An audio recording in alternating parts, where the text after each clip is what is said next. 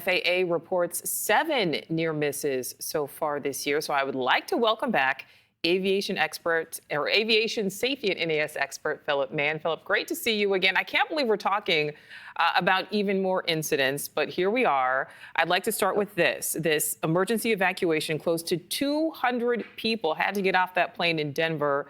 American Airlines is now blaming a maintenance issue involving a tire. What is your reaction? What is your reaction to this video?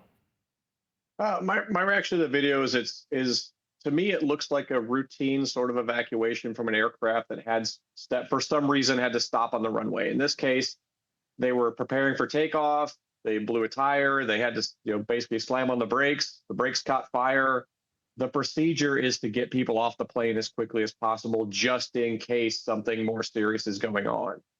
So this looks pretty routine to me, minus the kind of shaky, pardon me, minus kind of the shaky cell phone video. But there's nothing super shocking about it. The smoke makes it look sensational, but it's just people getting off a plane like they're supposed to. You know what? If I ever have to use an emergency slide, I hope I am sitting next to somebody as calm as you to keep me calm. All right, so this evacuation that we're looking at, Philip, it happened Saturday. The day before that, on Friday of last week, there was that Southwest jet, which had to abruptly dive to avoid a mid-air collision with another plane over Burbank. What is your reaction, again, considering the recent near mid-air collision between a B-52 bomber and a SkyWest commercial flight near Minot, North Dakota? Yeah, the one that we just the one that happened over North Dakota that one concerns me much more because it involved the military plane and it involved the fact that nobody was notified of it being there. Now this near miss here with there's near collision here with the Southwest plane and this Hawker jet. The Hawker jet is a Cold War era vintage fighter plane. It doesn't have a whole lot of equipment on it.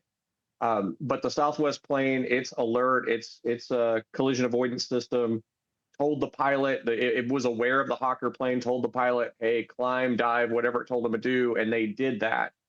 So this is a lot of ways, this is that one layer of fallback that's actually working as it's intended.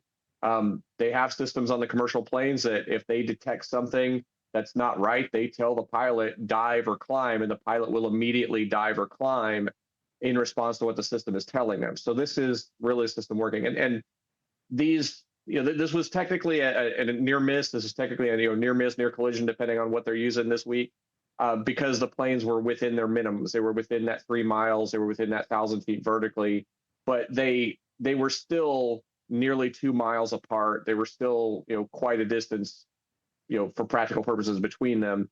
But a lot of these alerts happen because we try to maintain a much, much bigger safety margin than like what you'd expect in highway traffic where cars are bumper to bumper and fender to fender and that kind of thing. All right, yeah, that's a good point. So I'm going back to look at the words that we use in the intro here. The FAA reporting 7 near misses so far this year. We're taking a look at some of them. Philip, are you concerned with the number of airline close calls we seem to be seeing as of late?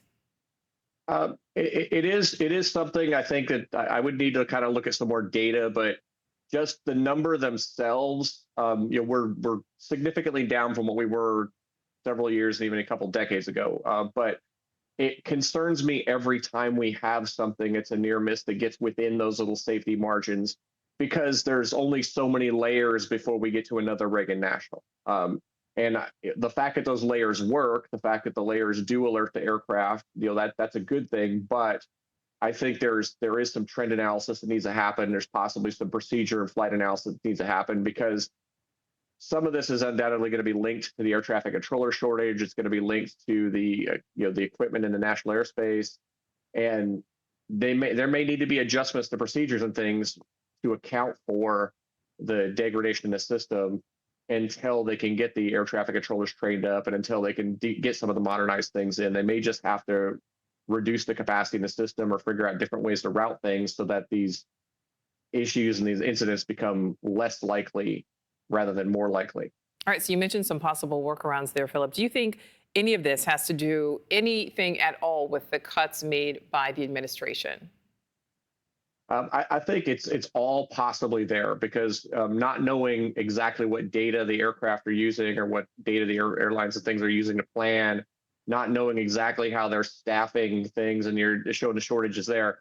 Uh, Air traffic controller awareness and having some eyeballs on a screen is always going to be a huge part of this. Because the air traffic controllers really are the first line of defense to keep these things from happening. In a perfect world, they have a perfectly boring job and are just telling people to do what they're supposed to do anyway. But the fewer air traffic controllers we have, the fewer of those frontline attention, frontline observers we have, and the fewer of those we have, the more we have to rely on these fallback systems, which what happened with the Southwest plane. And there's only so many of those fallback systems that we can rely on. Yeah, so hopefully we will not be talking about this again in the next couple of weeks. Philip, man, always appreciate your time. Thank you.